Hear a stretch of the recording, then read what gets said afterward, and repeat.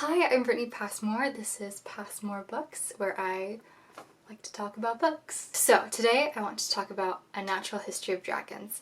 I don't have like a copy of the book to hold up for you because I listen to it as an audiobook on my phone on my Libby app, but maybe I'll find a picture of it and put that here. It was an excellent read overall, so I'm excited to talk to you about it today. It's by Marie Brennan, I think. Yes, Marie Brennan. So a booktuber who I really love to follow, Murphy Napier, she was doing a buddy read of this book, and I was just like, hey, you know what, let me jump on this and get this book too, because it wasn't like a super long wait on Libby to get the audiobook. So I grabbed it, listened to it, loved it. I'm going to try to talk about the book more generally at first, so in case you're really interested in reading it, there won't be like spoilers, and then I'll talk about it more like with a little more in depth with some spoilers, and then kind of wrap it up. There should be timestamps in the description in case you want to get past like the spoilers if you want to avoid that. So there you go. So A Natural History of Dragons is set in like a Jane Austen time period, the Edwardian Regency type era.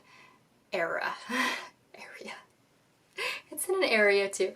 It's actually, I didn't realize this at first, but it's definitely like a fantasy world. It's more like it's based on our world with different names, so the author can have a little more freedom with not having to worry about politics or being too historically accurate with things. It's a more fantastical setting.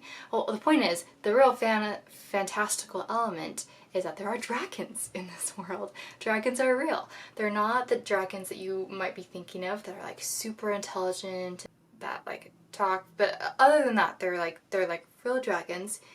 They just are like they're just like an ordinary animal, right? Just like a wild bear or a wild wolf, but they're just like a ginormous dragon.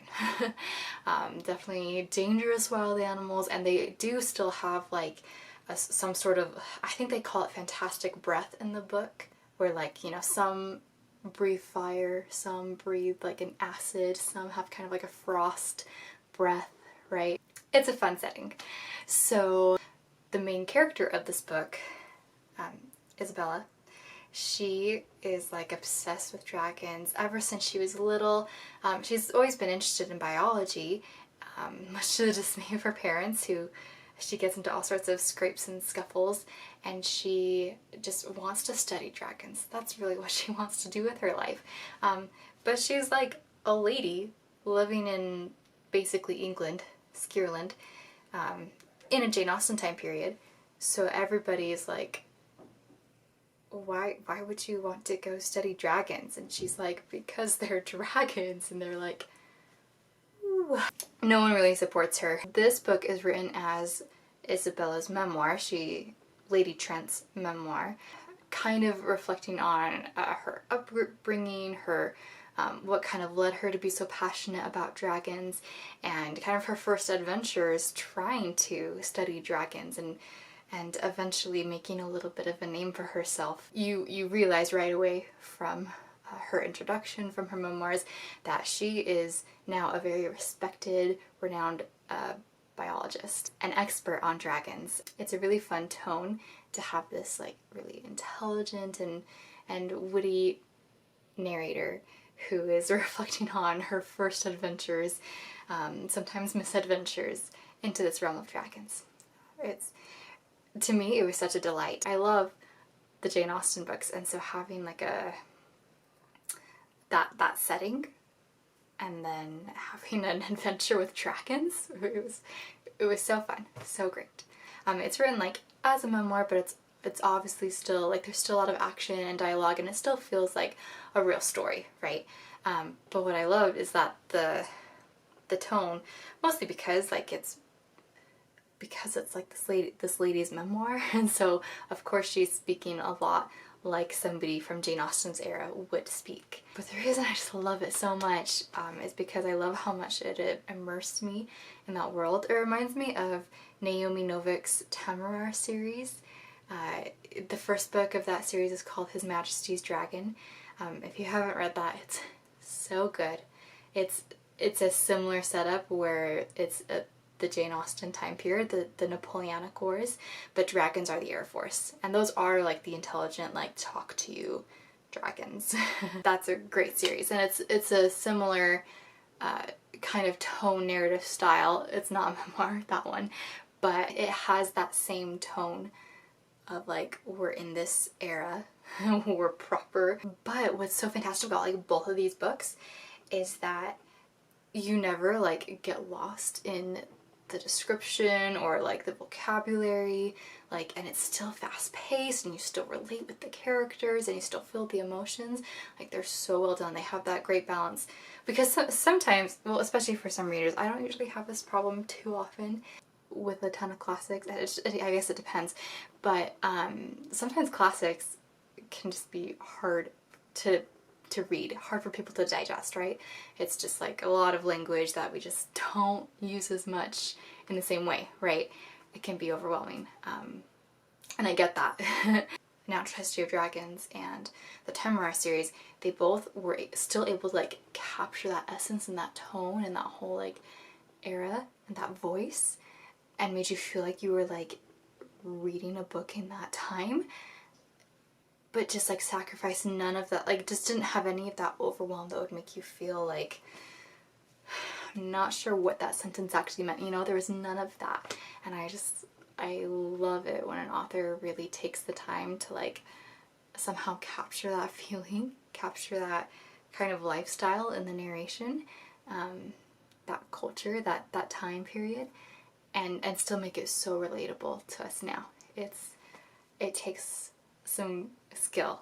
I've seen a lot of proper romance novels that try to do that and fail miserably. Not failing at making it like relatable to today, but failing at like actually capturing the tone of the time period. I'll probably like give a whole rant about that in another video at some point, because I have strong feelings. Strong feelings about that. Anyway, I just loved the tone of this book, and it was just always such a delight to come back to. We're going to be getting a little bit more into spoilers now, so I just wanted to talk a little more in depth about the things that I loved about this book. So the first thing was generally the main character, of course, and the other characters as well. Isabella was so fun. She's so smart. She's so she's much more mature, right, as a narrator writing this memoir, but she's she's so often making comments like, oh, my editor is probably horrified that I'm mentioning this, but why not talk about it? So she's a little bit blunt, a little bit like, you can tell that she's a little stubborn. She's got some kind of spitfire in her, and that she's not afraid to be who she is either. And I love that. She's really fun to follow. I really enjoyed like getting to know the older Isabella, Lady Trent, as well as the much younger Lady Trent. Not even Lady Trent, just Isabella at that point. And she was very fun to follow. She was very smart and resourceful, but also sometimes made some like dumb decisions. But it works so well because the like older her who's writing the memoir is like, yeah, that was really stupid of me. You know, was able to kind of reflect on and sometimes kind of explain, you know, in the heat of the moment what her emotions were like and things like that. So anyway, worked really well. I loved a lot of the side characters too. Of course, Jacob. I loved Jacob. And we'll talk more about that in a little bit too. I loved just a little kind of the diversity that there was in characters, like Dagmira. She was just so different, but obviously because she comes from a very different culture, but it was so fun to see her kind of clashing with Isabella, but then also like becoming friends with her. And anyway, I always thought that she was so funny to listen to. It was such a fun little dynamic. Most of the other characters we didn't have quite as much time to spend with, but of course I loved Isabella's relationship with her father and how he was basically the first person to support her in her love of dragons. One of her brothers too was definitely like more supportive of her, which was awesome. But just the way her father loved her and like gave her his book about dragons that he knew that she loved and had read countless times. Like the fact that he made this whole list of men to look for to marry, like based on the fact that like they had big libraries and were interested in, or maybe not necessarily interested in biology, but like might be more likely to let her like read books from their library and try to study like on her own. Like the fact that he was so thoughtful about the fact that that's what she wanted in her life, and that like he knew he had to like marry her off to somebody, but that he wanted her to like have some measure of happiness in that relationship. I love that. I love a good father-daughter relationship. It's I also wanted to talk about the romance in this book, because there's a little romance. It was so fun because it was different. The thing is, Isabella doesn't necessarily care about getting married. Like she kind of knows that she has, it's just kind of like the thing you do, right? Like just the lady goes out into society and tries to find a husband, and if you can't find a husband, you like can't really provide for yourself, and like you're just, things aren't that good, you know? So she kind of just knows that she's supposed to go find a husband, and she's, but like all she really cares about is dragons. Not all, but she wishes she could read books about biology and dragons and go see dragons. Like that's what she cares about. So it's so interesting when her father gives her this list of like 6 guys. So he's like, they all have big libraries and maybe they would be more inclined to letting you read them. Here's where I suggest you start looking. And it's fantastic how she ends up running into Jacob, like at this menagerie where they're seeing dragons. And it was so funny at first, because at first there's not like a big romantic like chemistry between them. He just suddenly kind of like, they just like, you know, talk about books and dragons. And then he like suddenly like comes to propose, and Isabella's mother's like over the moon, kind of almost like a Mrs. Bennet moment. And Isabella, you know, like here's the proposal, and she's like, why do you want to marry me? Like there's no like romantic connection necessarily. And it's funny, he actually kind of turns the question on her, and she's like, well, you have a library, and I thought maybe you would let me read books from it, if that was okay with you. And he's like, you want me for my library? Like, that's why you were pursuing me? And she's like, yeah. And he's like, okay, let's get married. And she's like, whoa, really? Like that worked? And he's like, yeah, let's get married. And, well, okay, it's much more eloquent than that, obviously. But that's like basically what goes down. Anyway, so they get married, and it's so funny. Eventually you just start to see, just in the ways that Jacob does his best to like give her freedom to read his books. He eventually encourages her to start collecting sparklings. They're like dragons that are like the size of insects. And he really does encourage her to pursue her study and passions, and still tries to like help her and not be like an outcast in society for what she loves to do. And you just see in the ways that they interact, in the ways that he kind of almost like gives into her every time when she wants something, that like you realize that he really adores her. And but it's great that you kind of like slowly start to realize it along with Isabella. There's moments where, you know, she's so grateful for him, right? And she's like hoping that they'll become friends. And eventually you realize like they really are in love. It's so sweet, and I love how their relationship is based on a friendship. And it was so sweet to see that their love like was genuine, and that they really wanted like the best for each other. Maybe Isabella was the slightly more selfish one in the relationship, because I mean, what she was most excited about was to see the dragons. anyway, I loved how he so often just did what he could for her to like make her dreams come true. I just thought it was so sweet. So let me also say that about just the plot in general, not just like the plot, that it was fun. I enjoyed that there were so many different kind of puzzle pieces about what was going on. In the mountains where they were studying dragons, there was kind of all these puzzle pieces, and why are the dragons suddenly attacking humans? What's going on? All this stuff. I liked seeing the little scrapes that Isabella got herself into.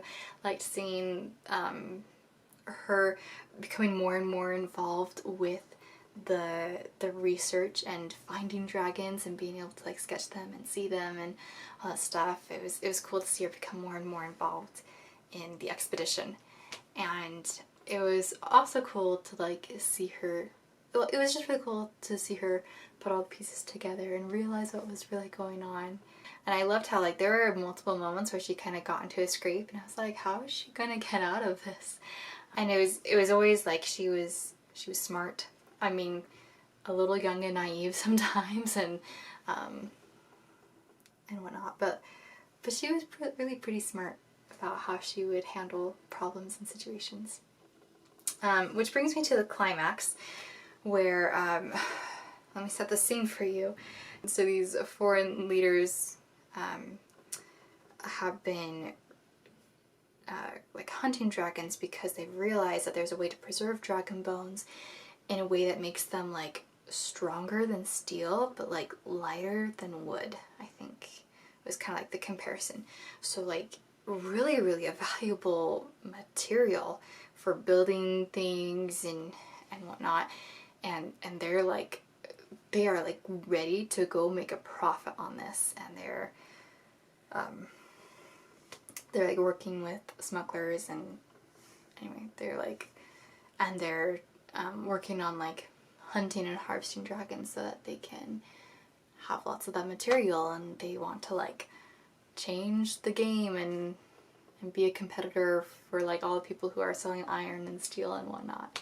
And they're ready to like make their fortune.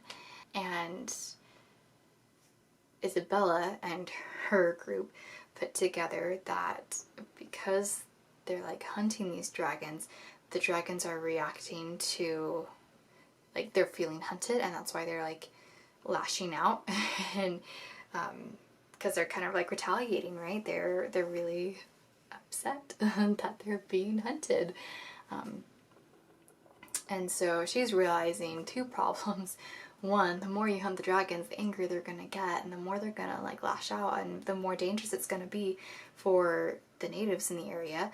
And two, the more you hunt dragons, the fewer dragons you have, and especially with the kind of demand that material is gonna have, like, it's just, the dragons are gonna just go extinct before you know it.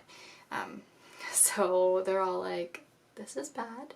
How can we stop this? And they kind of get caught finding out all this information, and they manage to like run away and like set fire to the house on their way out. So they're running away, doing their best. Jacob's injured, and so that's slowing them down, and it's really sad. And they end up getting caught. The bad guys catch up to them, and they really have like nowhere to go. Like, they're surrounded, outnumbered, outgunned. So Isabella kind of puts the last puzzle piece together and realizes that like that the sound of gunshots makes the dragons angry, because that's like how they're hunted, and that's like what can set them off most easily. And so she notices that there happens to be a dragon nearby, and she decides to try to make somebody shoot a gun so that the dragon will get angry and come like swoop in and give them some sort of chance, even though there's anyway. So she makes the one guy super angry, runs away, he chases after her, ends up firing his gun, and the dragon comes in and kills him and another guy and like injures other people, right? And somehow like it's just the bad guys that get hurt. And I mean, like, Isabella has a really close call and you don't really get to see what happens to other people because she's kind of like running off on her own. Like, you don't get to see so much what happens to her group because she's running off on her own. But like, I mean, there's even a moment where like even the narrator, she goes, I have no idea how this could be possible. It's like a miracle that the dragon picked up the boyar? Is that how it? I think that's his name. That the dragon picked up the boyar and not me. And somehow just chose. It's like choosing one sheep over another for the dragons, you know? And I was like, okay, yeah, I get that there's like a wild chance that that could totally happen, right? And it would, but it just felt a little bit like that. What's that called? Like Deus de Machina? I don't think that's exactly what it's called. But this like phrase for the moment when like it's almost like the hand of God just comes and intervenes at the climax because nothing else will save the day. I think that phrase stands for like God is the machine or something like that. Or God as the machine, something like that. And it just seemed like really like a moment like that where it was like this dragon is just gonna magically scoop up the boyar and also kill his like boss or the other guy. It's just like it picks up the two main guys who are like in charge of this whole thing and kills them, and I think also wounds others in the bad guy group. But Isabella isn't touched. The other two guys and their servants, I don't think they have any injuries. Okay, sorry, I think my card filled up for a second. So I was saying I might have forgotten. Maybe somebody was injured that I forgot about. I don't remember. But so that felt a little bit like too easy for me, too convenient. I did appreciate that Isabella still kind of had that last puzzle piece moment where she thought like, oh yeah, it's the gunshots that are gonna set the dragons off and I can use that. But I wish there had been a little bit more of a consequence. That it hadn't been just, oh, the dragon happens to get all the bad guys. And the good guys are all okay except for Jacob, who died due to an unrelated thing. Anyway, so that was a little disappointing at the ending there. Well, just the climax. I mean, I'm glad that all the good guys got away, of course. It just felt too easy, too convenient. But that's the only real getting out of a problem that felt that way. That was my biggest drawback of the whole book. The ending itself, where Isabella talks to, I can't remember his name, Lord Hilford, I think. She talks to him and he, and you find out she's like written this book about all their findings in the name of Jacob, and Lord Hilford invites her to like present at this conference with him, and basically like is the one who's like responsible for jumpstarting her career as someone who studies dragons. And it's just so satisfying that he sees her passion and her smarts and her potential and her courage and like all these things from their whole expedition together, and he believes in her and he says, yeah, I want to help you grow and develop a career. I love that. I love that he believed in her. And it also made me just excited for the next book because I just knew that I was going to get more adventures with her and see more of her growing and developing into the renowned scientist that she is telling the story. I think there's 5 books in this series. I'm excited for book number 2. I have it on hold right now, the audiobook in Libby. So I'm just waiting for that to come along. So whenever I get around to reading that, whenever it comes in, hopefully I'll have another review of the second book. So let me just jump to like an overall wrap up, kind of going general again. But it was such a fun read. Well, a listen, I guess. Kate Reading, of course, did an incredible job on the audiobook. I loved the setting, the tone, the characters. The plot was engaging. There was so much that was so fun about it. I mentioned my disappointment in the climax a little bit, but I still overall really enjoyed the book and had a fun adventure, and I'm really excited for book 2. I'm really excited to follow Isabella and see how she just becomes a stronger and stronger woman through all of her adventures, and I'm excited to see more dragons. Anyway, I hope you enjoyed my review. If you would like to keep discussing this book with me, maybe you've read it, maybe you haven't, maybe you want to, let me know what you think in the comments, or if you're planning to read this book. Thanks for watching. I'm gonna go find some more books.